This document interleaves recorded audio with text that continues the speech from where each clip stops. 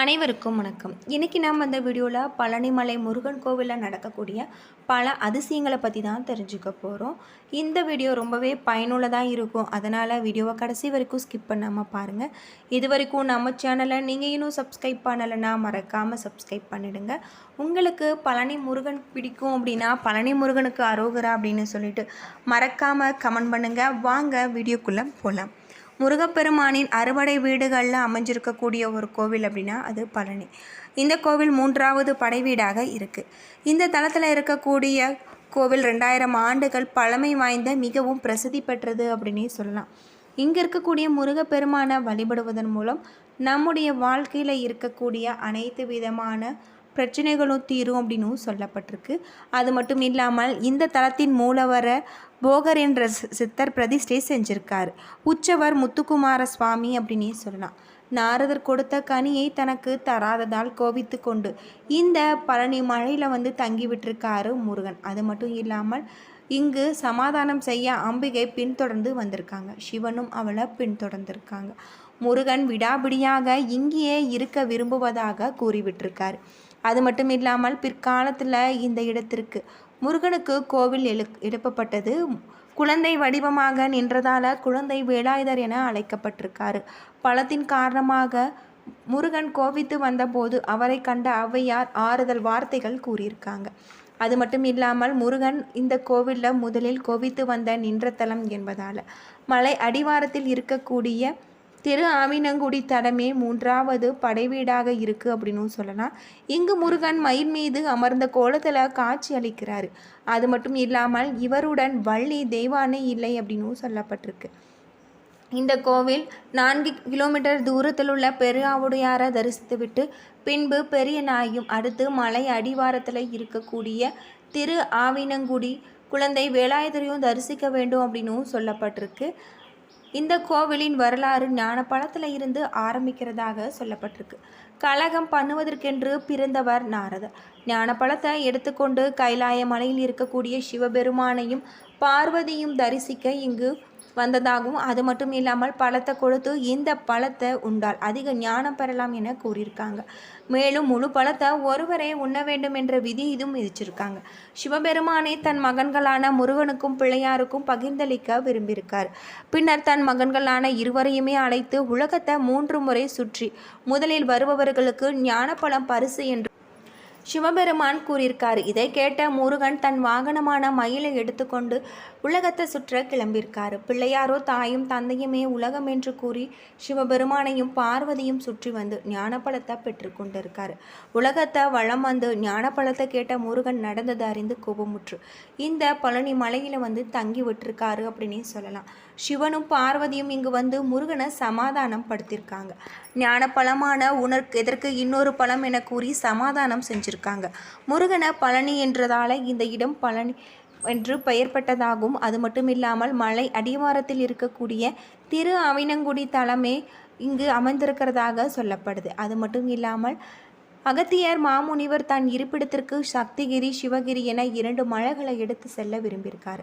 தன் சேவகனான இடும்பனிடம் இந்த மலையை தூக்கி வர செஞ்சிருக்காரு. அவனும் காவடி போல 2 மலைகளுமே கம்பில் கட்டி தோளில் சுமந்து சென்றிருக்காங்க. செல்லும் மலையில் தூக்க முடியாமல் சோர்வுற்று மலையை கீழே வச்சிருக்காங்க அப்படின்னு சொல்லலாம். அந்த சமயம் பார்த்து முருகன் ஞானப்பழம் கிடைக்காத கோபத்தால் சிவகிரி மலையின் மீது ஏற இடுமனான் மலையை தூக்க முடியவில்லை. கோபமுற்று முருகன் இடுமனை அழிக்க இடுமன் இறந்திருக்கான். பின்னர் இடுமனை தன் பக்தனாக ஏற்றுக்கொண்டிருக்காரு அப்படின்னே சொல்லலாம். அது மட்டும் இல்லாமல் இந்த கோவில் இருக்கக்கூடிய மூலவர் சிலை 18 சித்தர்களில் ஒருவரான போகர் என்பவரால் உருவாக்கப்பட்டது. 4448 அரிய மூலிகைகளை கொண்டு 9 விதமான நச்சு பொருட்களை உருவாக்கியிருக்காங்க. இந்த 9 விதமான நச்சு பொருட்கள் கலந்து நவபாசனம் என்னும் மூலிகையை உருவாக்கியிருக்காரு. பல்வேறு நோய்களுக்கு இந்த மூலிகையை பயன்படுத்தலாம் என்றும் கண்டறிஞ்சிருக்காங்க. அப்படி சிறப்பு வாய்ந்த நவபாசனத்தை கொண்டு முருகன் சிலையை அவர் உருவாக்கியிருக்காரு. அவர் உருவாக்கிய இந்த சிலையை தற்போது பழனிமலை முருகனாக நமக்கு காட்சி தருவதாகவும் சொல்லப்படுது. பஞ்சாமிர்தத்தாலும் பாலாலும் அபிஷேகம் செய்தால் மருந்து வெளிவரும் என்பதை உணர்ந்து தினமும் சிலைக்கு அபிஷேகம் செய்து வழிபட்டு வந்திருக்காரு போகர்.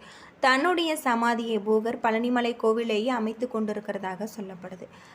அது மட்டும் இல்லாமல் கையில் கோளுடன் ஆண்டியை போல காட்சியளிக்கும் முருகன் சிலை நமக்கு உணர்த்துவது அனைத்தையும் துறந்தால் கடவுளை அடையலாம் என்பதுதான். இந்த கோவில் பல்வேறு சிறப்புகளை கொண்ட ஒரு கோவிலாக அமைஞ்சிருக்கு. திருவண்ணாமலை கிரிவலம் எத்தனை சிறப்பு பெற்றதோ அத்தனை சிறப்புகளும் இங்கு இருக்கிறதாக சொல்லப்படுது. குறிப்பாக அக்னி நட்சத்திர நாட்களில் இங்கு கிரிவலம் செய்வதால் சிறப்பு. அது தவிர எல்லா நாட்களிலுமே கோவிலுக்கு வரக்கூடிய ஆயிரக்கணக்கான பக்தர்கள் கிரிவலம் சுற்றிவிட்டு படியேறுவாங்க. 450 மீட்டர் உயரத்தில் உள்ள மலை கோவிலுக்கு 490 படிகள் கடந்து செல்ல வேண்டும். அது தவிர யானை பாதை என்னும் படியில்லாத வழியும் உண்டு. மலையே மருந்தாக அமைந்த பழனிமலை முருகன் கோவில் பல்வேறு சிறப்புகளை கொண்டிருக்கக்கூடியதாக இருக்குது. திரு ஆவினங்குடி தென்பொதிகை என புராண பெயர்களும் இருக்குது அப்படின்னே சொல்லலாம். தண்டாயுதபாணி விக்கிரகத்திற்கு 4 விதமான அபிஷேக பொருட்கள் மட்டும்தான் உபயோகப்படுத்தப்படுவதாகும். நல்லெண்ணெய், பஞ்சாமிர்தம், சந்தனம், விபூதி. பன்னீர் மார்கழி மாதத்தில் மட்டும் பயன்படுத்தப்படுது. இவைகளில் சந்தனம், பன்னீர் தவிர மற்ற எல்லாமே தண்டாயுதபாணியின் சிரசில் வைத்தவுடன் அகற்றுறாங்க. அதாவது முடி முதல் அடிவரை என்கின்ற அபிஷேகம் சந்தனத்துக்கும் பன்னீருக்கும் மட்டும்தான் இருக்கு. இதில் சிரசு விபூதி என்பது சித்தர் உத்தரவால் பக்தர்களுக்கு வழங்கப்படுகிற ஒரு பிரசாதம். இது கிடைப்பது மிகவும் புண்ணியம் அப்படின்னே சொல்லலாம். ஒரு நாளைக்கு 6 முறைக்கு தண்டாயுதபாணிக்கு அபிஷேகம் அலங்காரம் செய்கிறாங்க. இது 5 முதல் 7 நிமிடத்திற்குள் முடிந்துவிடும். அபிஷேகம் முடிந்து அலங்காரம் செய்துவிட்டால் பின்னர் அடுத்த அபிஷேகம் வரை மாலை சாற்றுவதோ பூக்களால் அர்ச்சனை செய்வதோ கிடையாது. இரவில் முருகனின் மார்பில் வட்ட வடிவில் சந்தன காப்பு சாத்துறாங்க. விக்கிரகங்களின் முருகன்களுக்கு இடையில் ஒரு பொட்டு அளவுக்கு சந்தனம் வைக்கப்படும். முன்னொரு காலத்தெல்லாம் சந்தன காப்பை முகத்தில் சாத்தி கொண்டு இருந்தாங்க. பின்னால் இந்த முறை மாற்றப்பட்டிருக்கு அப்படின்னே சொல்லலாம். அது மட்டும் இல்லாமல் இந்த கோவில் பல்வேறு சிறப்புகளை கொண்ட ஒரு கோவிலாக அமைஞ்சிருக்கு. தண்டாயுதபாணி சிலையில் நெற்றியில் ருத்ராட்சம், கண், மூக்கு, வாய்த்தோள்கள், கைவிரல்கள் போன்றவை மிக அற்புதமான ஒளியால் செதுக்கப்பட்டது போல தெளிவாக இருக்கும். இது போகரின் கைவண்ணம் அப்படின்னே சொல்லலாம். அது மட்டும் இல்லாமல் இந்த சிலையை செய்ய போகர் எடுத்துக்கொண்ட நாட்கள் 9 வருடம் அப்படின்னும் சொல்லப்பட்டிருக்கு. அம்பாள், அகத்தியர் இவர்களுடைய உத்தரவுக்கு பின்னால் போகர் இப்படி ஒரு சக்தி வாய்ந்த சிலையை செஞ்சுருக்காரு. 4000க்கும் மேற்பட்ட மூலிகைகளில் பல இடங்களில் இருந்து கொண்டு வந்திருக்காங்க. 81 சித்தர்கள் இந்த நவபாசனத்தை போகர் சொன்னபடி தயார் பண்ணியிருக்காங்க. பொதுநல எண்ணத்துடன் செய்யப்பட்டுள்ளதால் காலமும் இயற்கையும் தன்னுடைய சீற்றத்தை குறைத்து கொண்டு சித்தர்களுக்கு உதவி செய்ததாக இன்னொரு நுணுக்க தகவலும் இருக்குது அப்படின்னும் சொல்லப்படுது. அகத்தியர் உத்தரவால் ஒரு அசுரன் 2 மலைகளை காவடி போல சுமந்து பொதிகை நோக்கி கொண்டு செல்ல முருகன் அவனை தடுத்து நிறுத்தி போரில் தோற்கடித்து 2 குன்றையுமே இப்போது இருக்கும் இடத்துல வைக்க செஞ்சுருக்காங்க. போகர் இகப்பரத்தில் இருக்கும்போது தன் மனைவிக்கு கொடுத்த வாக்கை நிறைவேற்ற முருகனை மேற்கு திசை நோக்கி பிரதிஷ்டை செஞ்சுருக்காங்க அப்படின்னும் சொல்லப்படுது. கல்லில் சிலை செய்து பிரதிஷ்டை செஞ்சு கட்டிய எத்தனையோ கோவில்கள் சிதிலமடைந்த போதிலும் நவபாசானத்தால் சிலை செய்த இந்த கோவில் மேலும் மேலும் வளர்ந்து கொண்டிருப்பதன் காரணம் சித்தர்களின் மகிமை அப்படின்னே சொல்லலாம். பழனியில் 2 மரகத லிங்கம் இருக்குது. ஒன்று முருகன் சன்னதியில், இன்னொன்று போகர் சமாதியின் மேல். இந்த 2ஐயுமே போகர் பூஜை செய்ததாக இன்னொரு நுணுக்க தகவலும் இருக்குது அப்படின்னு சொல்லப்படுது. குடும்பத்தில் ஐஸ்வர்யம் உண்டாக சகல தோஷங்களும் நிவர்த்தியாக இங்கே அதிக அளவில் முருகனை வேண்டிக் கொள்கிறாங்க அப்படின்னு சொல்லப்பட்டிருக்கு. என்ன நண்பர்களே, இந்த வீடியோ உங்களுக்கு பயனுள்ள ஒரு தகவலை தந்திருக்கும்னு நினைக்கிறேன். வீடியோ பிடிச்சிருந்தா லைக் பண்ணுங்கள், ஷேர் பண்ணுங்கள், கமெண்ட் பண்ணுங்கள். இதுபோல் தகவலை தெரிஞ்சுக்க நம்ம சேனலை மறக்காமல் சப்ஸ்கிரைப் பண்ணிவிடுங்க. நன்றி நண்பர்களே.